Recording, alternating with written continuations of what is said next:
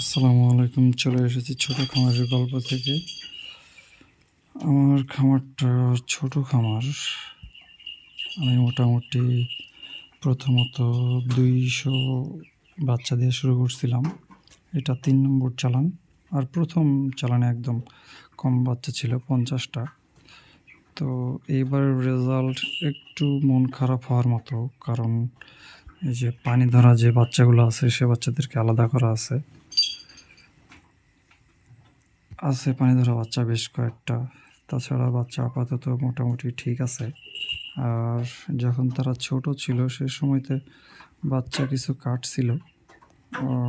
এখনও মোটামুটি হালকা ঠান্ডা আছে মুরগিতে। আল্লাহর রহমতে আলহামদুলিল্লাহ মুরগি এখন ঝরঝরে আছে, ভালো আছে। হালকা একটু ঠান্ডা লাগা আছে, হয়তো ২-১ দিনে ওষুধ দিলে ঠিক হয়ে যাবে। এতক্ষণ তারা শুয়েছিল, ভিডিও করতে শুরু করছি আর তারা উঠাউঠি শুরু করছে।